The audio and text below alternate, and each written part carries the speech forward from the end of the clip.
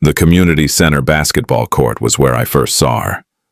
At 6 feet tall myself, I was used to being one of the taller people in most rooms, but Sienna made me feel average. She towered at 7 feet 3 inches, moving across the court with a grace that seemed impossible for someone her size. She was coaching a youth basketball team, and the kids adored her, jumping and reaching up to high-five hands they could barely touch. I'd just moved to Portland for a job in software development, and I'd joined the community center's adult basketball league to meet people. After our practice session ended, I found myself at the water fountain at the same time as her. "You've got a decent jump shot," she said, her voice warm and friendly. Up close, she was even more striking. Athletic build, deep brown skin, and eyes that sparkled with intelligence and humor. "Thanks. You've got decent everything," I replied, then immediately felt like an idiot. "I mean, your coaching. Your coaching is great. I watched some of it." She laughed, a sound that made me smile despite my embarrassment. "I'm Sienna."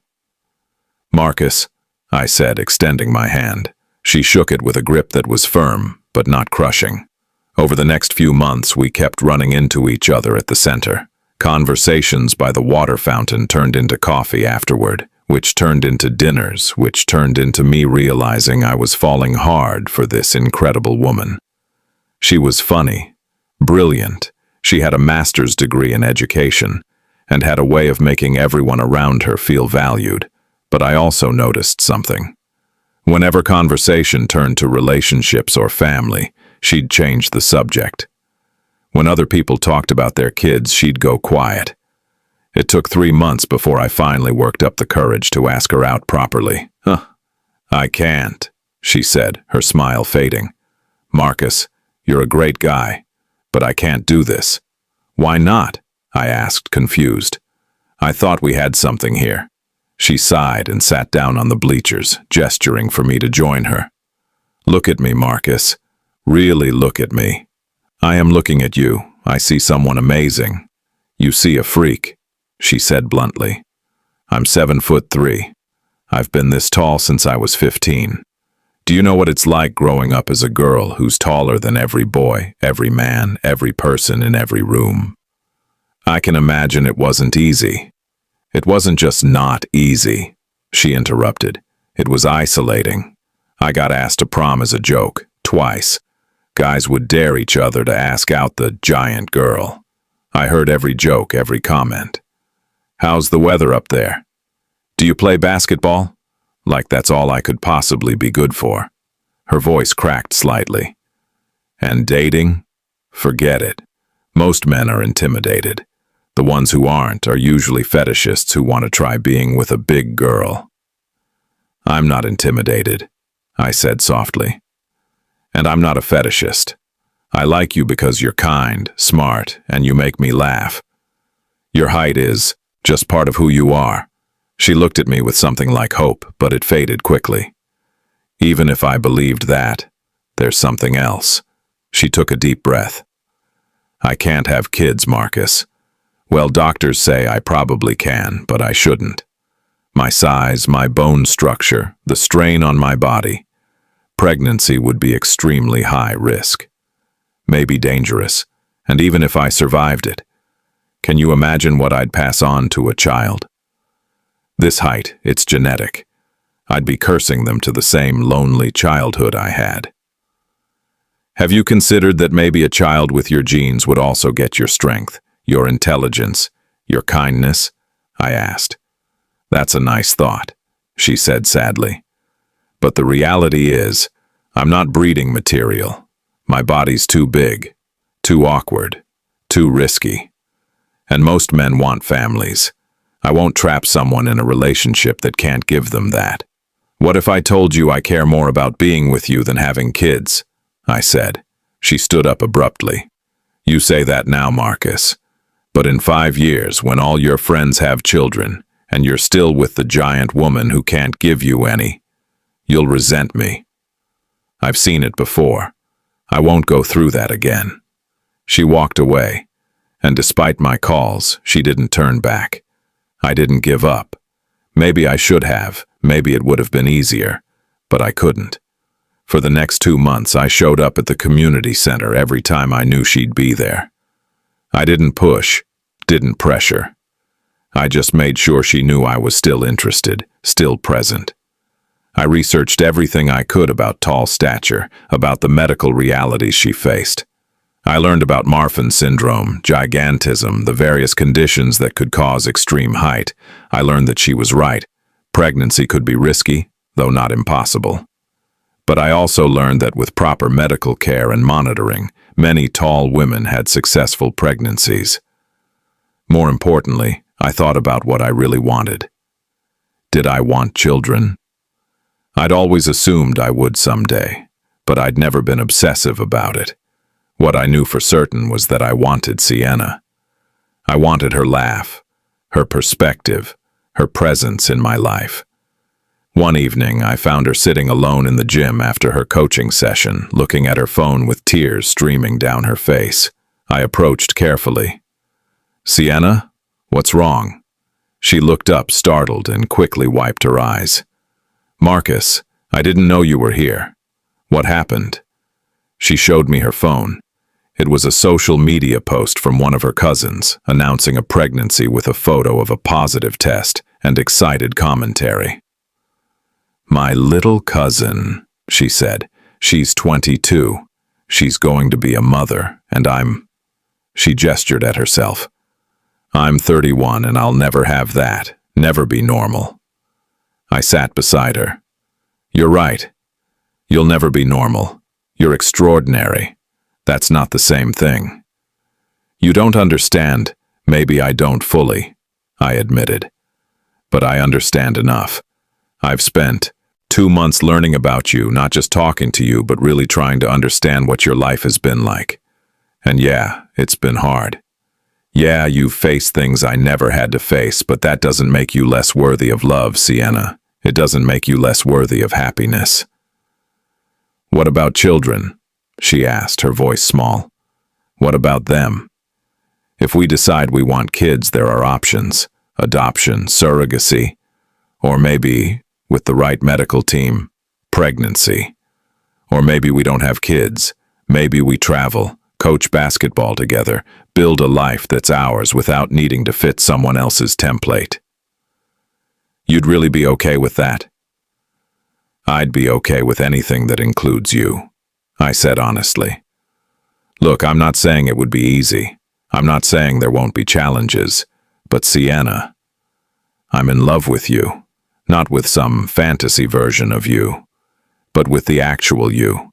The woman who cries at cousins' pregnancy announcements and coaches kids with infinite patience and makes terrible puns and happens to be 7'3". She laughed through her tears. "They're not terrible puns. They're absolutely terrible," I said, smiling. "But I love them anyway." She turned to face me fully. "If we do this, Marcus, you need to understand. People will stare. People will make comments. Your family might not understand. You'll be the guy with the giant girlfriend.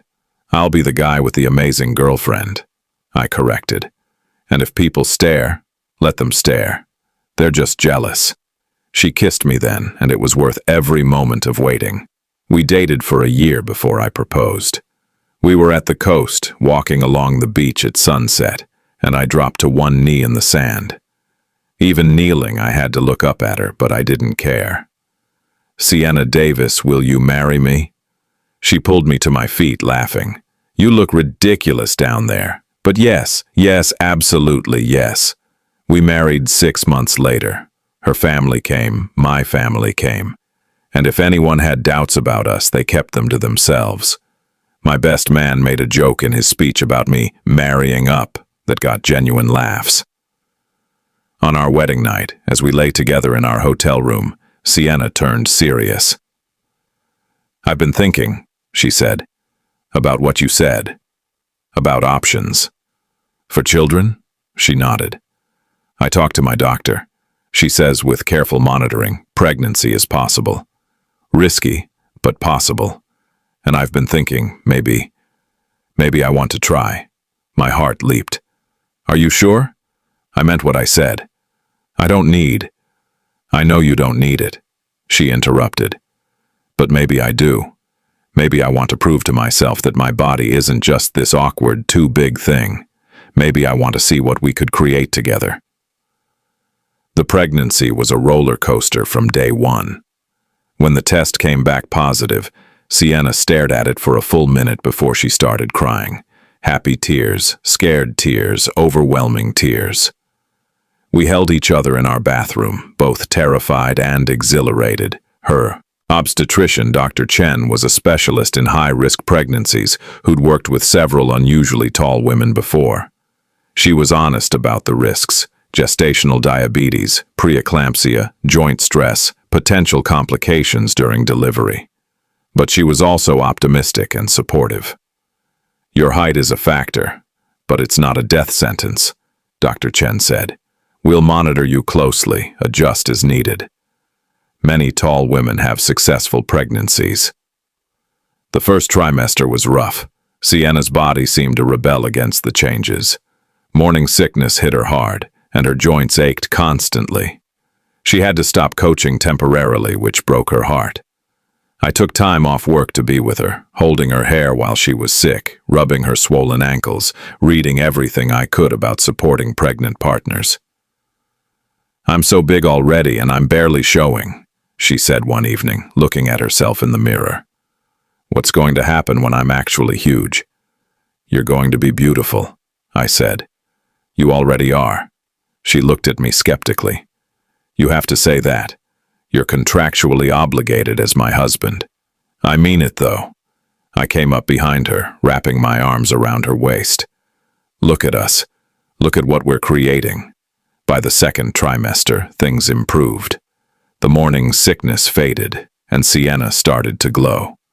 Literally, her skin was radiant, her eyes bright. The baby bump, when it finally appeared, was proportional to her frame. She didn't look awkward or ungainly. She looked powerful, like some ancient goddess. But the comments started. People stared more than usual. We heard whispers in grocery stores. Can you imagine being that tall and pregnant? Poor woman, she must be in agony. How's she even going to deliver that baby? Sienna tried to brush them off, but I could see they hurt. One day, a woman actually approached us in Target and said, "You know, there are medical options if the pregnancy is too dangerous. You don't have to risk your life." Sienna's face went cold. Thank you for your concern, but my pregnancy is none of your business. In the car afterward, she broke down. What if they're right? What if I'm being selfish? What if I'm risking everything for something my body was never meant to do? Your body is doing exactly what it's meant to do, I said firmly. It's growing our child. And Dr. Chen says everything is progressing normally. Those people don't know you, don't know your medical situation, don't know anything. They're just scared of what they don't understand. The third trimester was the hardest. Sienna's body, already massive by most standards, swelled further. Her joints hurt constantly. She couldn't sleep comfortably. Simple tasks became monumental. Getting off the couch required planning and effort. She couldn't see her feet, couldn't tie her shoes, needed help with things that embarrassed her. I feel like a whale, she said one night, crying in frustration. A giant, useless whale. You're not useless, I said, rubbing her back. You're creating life. That's literally the opposite of useless. At 37 weeks, Dr. Chen recommended inducing labor. Your body is under significant stress, she explained. The baby is healthy and full term. I think it's time. The labor was long and difficult. 20 hours of contractions, of Sienna squeezing my hand so hard I thought she'd break bones, of nurses and doctors monitoring every vital sign. There were scary moments when her blood pressure spiked, when the baby's heart rate dropped, when I genuinely feared I might lose them both. But then, at 3:47 a.m. on a Tuesday morning, our son was born. 7 pounds, 2 ounces, 20 inches long. Perfect. The nurse placed him on Sienna's chest, and my wife, this incredible, powerful 7'3" woman who'd been told her whole life she wasn't breeding material, looked down at our child with wonder. "He's so small," she whispered, tears streaming down her face. "He's perfect," I said, kissing her forehead. "You're perfect. You did it." We named him James after Sienna's grandfather. He was healthy, normal-sized, and had his mother's eyes. The recovery was slow. Sienna's body had been through trauma, and it took months for her to feel like herself again. But she was radiant, transformed. Motherhood suited her in ways neither of us had expected. One day, about 6 months after James was born, we were at the park. Sienna was holding James, walking around, letting him touch leaves and feel grass. A young woman approached us hesitantly. "Excuse me," she said. "I hope this isn't weird, but I've seen you around. And I just wanted to say, I'm really tall too. Not as tall as you, but close. And I've always been told I shouldn't have kids, that my body couldn't handle it. But seeing you with your baby, it gives me hope. So thank you." Sienna smiled, genuine and warm. "It wasn't easy," she admitted. "But it was worth it. Don't let anyone tell you what your body can or can't do. Only you get to decide that." The woman thanked her and walked away, and Sienna looked at me with tears in her eyes. "What's wrong?" I asked. "Nothing's wrong," she said.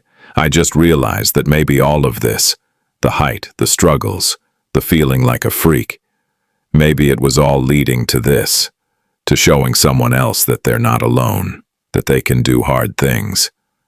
I pulled her close, our son between us.